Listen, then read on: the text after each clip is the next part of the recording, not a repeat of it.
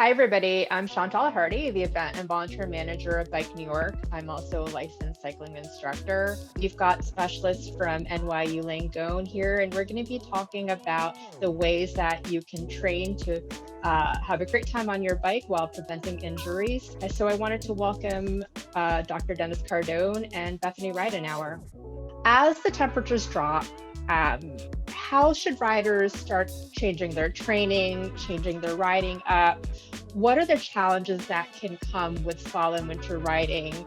I can tell you I've been a year-round cyclist for a number of years and bike commuter, and somehow still every year when the temperature starts to drop, I'm like, what, how do we do this? What are the, how am I going to keep riding since it's not summer anymore? So I'd love to hear what Dr. Cardone, you and Bethany have to say about that.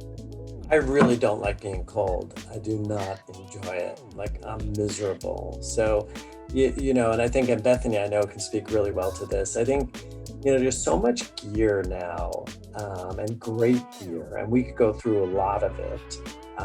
There's almost no reason for a cyclist to be scared about the cold, because again, there's just so many good things, and we could talk specifics.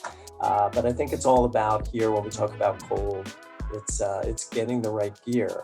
And with it, truly, it could be under 32 degrees nowadays, and you could be on a bicycle and still be comfortable.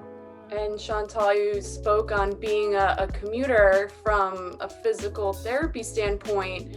Just because you're dressed nice and warm doesn't mean you can just hop on the bike right away and hit the road to work. You still probably need a very hefty warm-up before you go right out onto the bike.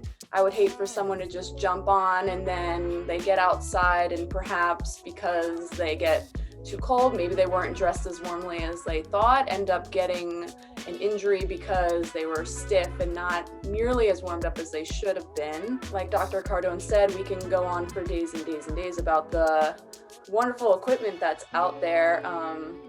There's so many different things that we can really pick to choose from, but if I had to stick to my guns as a physical therapist, I think I would harp on the warm-up aspect, definitely.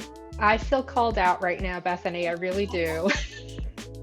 Because what do? I just bundle up, jump on that bike. It's true, but really great advice. How can Bike New York members and challenge participants get in touch with you at NYU Langone if they need your help? So we understand that not everyone is the same, especially with athletes. So we want to make sure that we customize a plan for every one of you, especially when you start to either return to the bike or you're getting your miles in.